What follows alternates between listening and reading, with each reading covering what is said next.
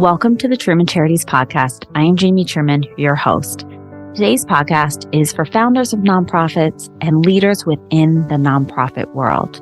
I had the pleasure of speaking to the founder of the Nonprofit Leaders Forum, Doug Palmer, and Theo Paul, who helps run the forum with Doug. The Nonprofit Leaders Forum is based off of LinkedIn, and what they've been able to do to help people in the nonprofit sector has been quite remarkable. Everything from luncheons to networking events and so much more. Any question that you may have, Doug and Theo make sure that those questions are answered and that anything that you need to make your nonprofit more successful, they're going to help you achieve that goal. So I hope you enjoy this conversation as much as I did. What exactly is the Nonprofits Leader Forum?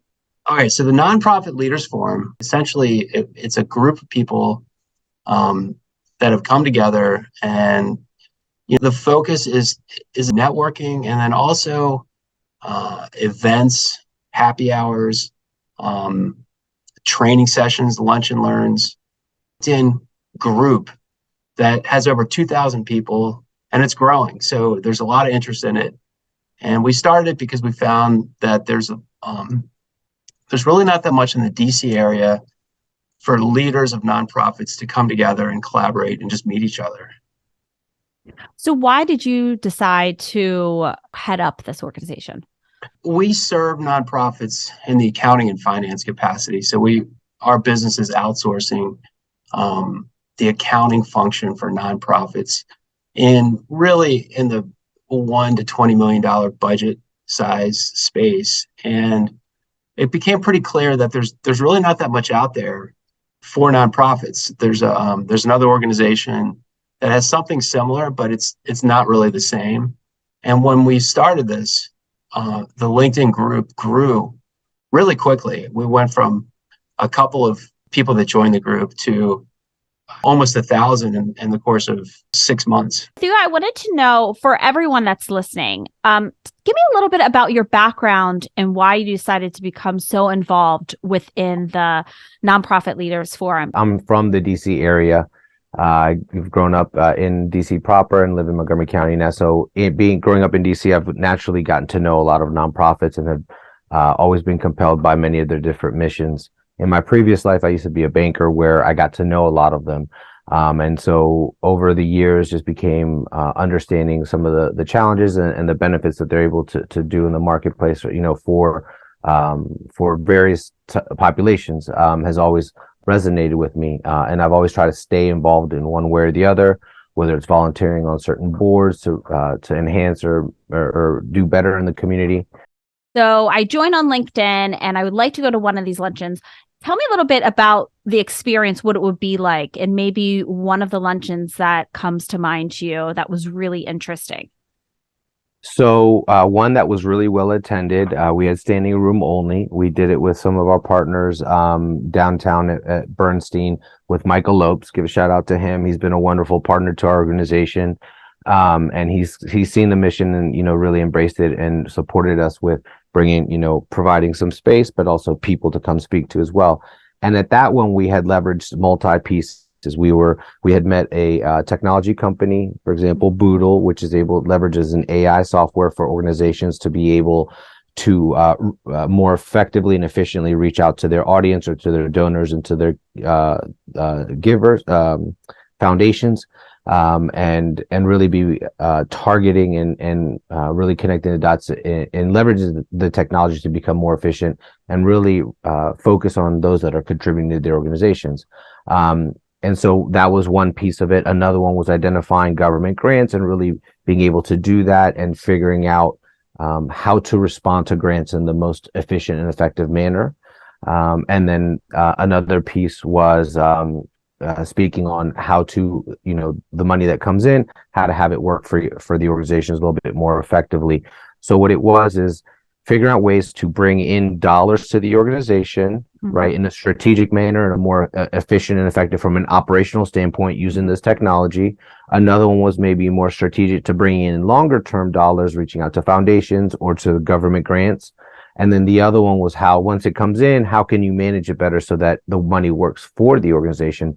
So that's kind of the approach that we look at, right? How can we help with efficiency, diversification in funding sources, and then have the money work for you, for the organization. And that one was really well attended. We keep it simple. We had a Panera lunch, so it wasn't like people were coming for steak and frites or salad or salmon salad or something. They came for the content, and we had really great dialogue. And then we have a little networking in the front end of it. We have folks. Sometimes it could be roundtables or classroom style. And then afterwards some networking, and typically we try to do it so that folks don't have to fight rush hour and can get back to the office by early afternoon. So can you give me a couple examples of nonprofits that have really benefited from the Nonprofits Leaders Forum? Great question.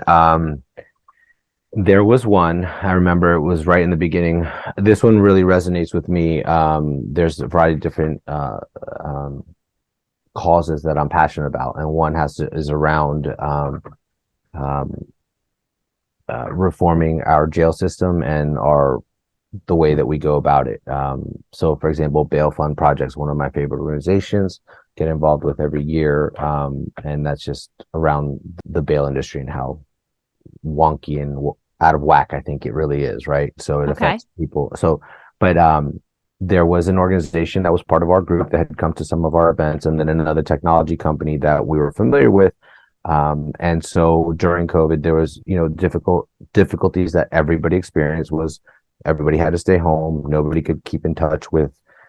It was very difficult for loved ones that were not incarcerated to communicate and still keep in touch, but increasingly difficult for those that were incarcerated, right? And so there's an organization that supported folks that were incarcerated, that provided a variety of different services, whether it was from spiritual support, educational support, and things of that nature. And when COVID hit, they had to figure out a way to be able to facilitate communication with their incarcerated folks and with their loved ones outside. And then there's a company that was also involved with me personally, but that also has become part. Like I had known them and they had wanted to get involved in the Nonprofit Leaders Forum, and as it turns out, the opportunity came up where they were just getting involved, learning about the organization, joining the group. And what we did was we connected them immediately. We said, hey, immediately we saw the need to and it was a technology that was able to help facilitate communication via text, all staying within the protocols of the prison system.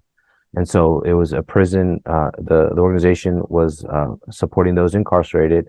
And then the technology allowed folks to be able to communicate via text from their home. So they wouldn't have to, and then also navigate some of the very costly phone conversations that end up impacting the families on the outside.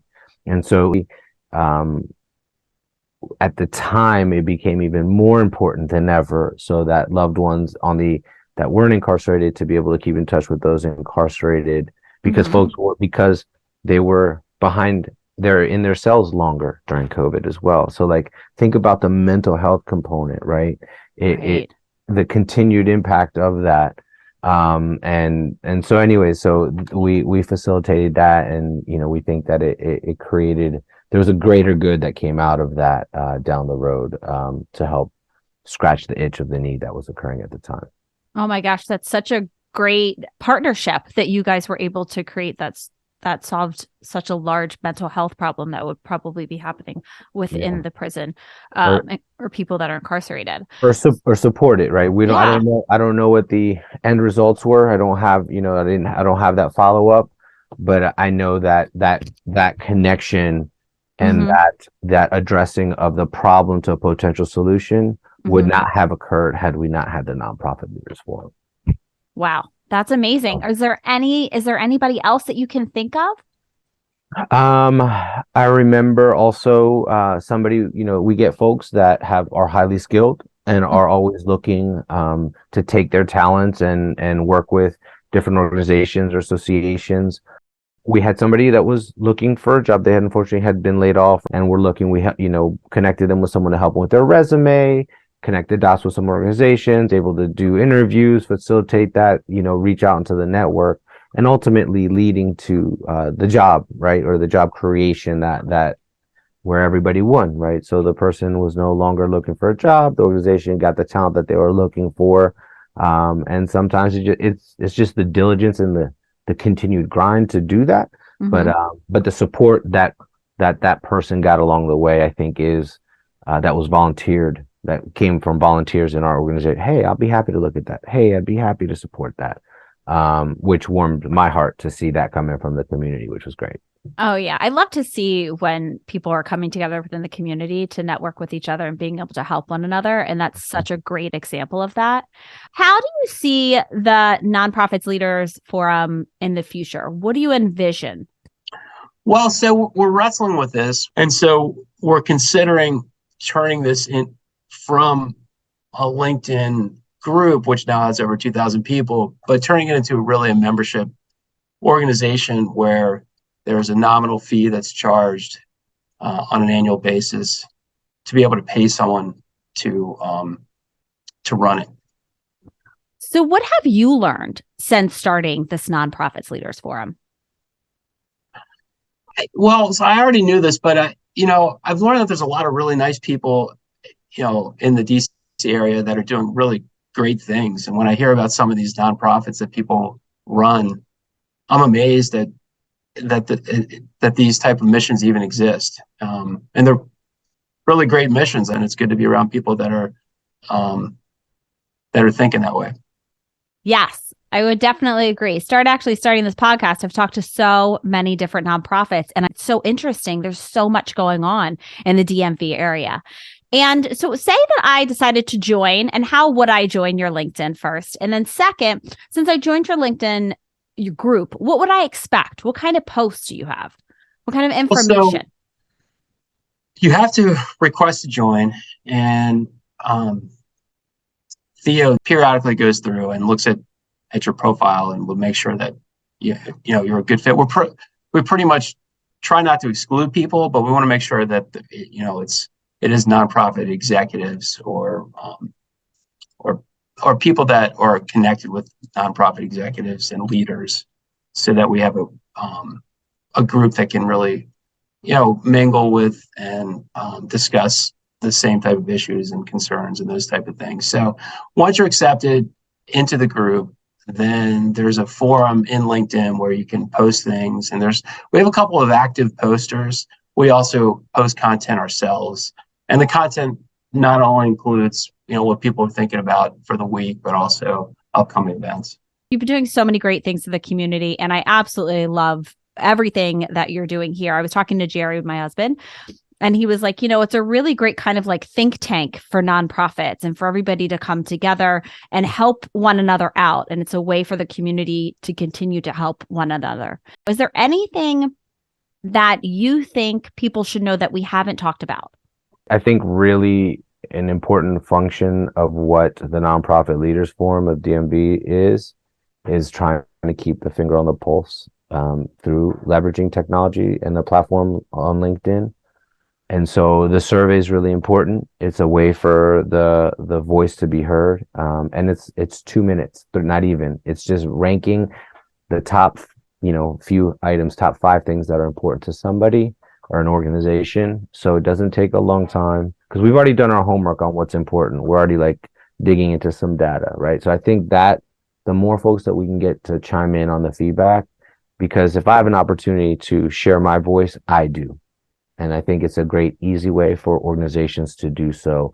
And that leads me into saying thank you to you, Jamie, and the Truman Charities, and, partnering, embracing the Nonprofit Leaders Forum, and, bringing us onto this podcast as well to be able to share some of our thoughts and vision, and the wonderful events that y'all put on, and the wonderful amount of charities you guys get involved in. It's just like profound. So I give you guys big kudos, and it's a pleasure and an honor to be working with y'all and collaborating. And so I think that dovetails right into the thank you as well. Oh, well, thank you so much. And as I know from, being with Truman Charities, volunteer, it's a lot of work. And so you put in a lot of time outside of your day job to make this happen.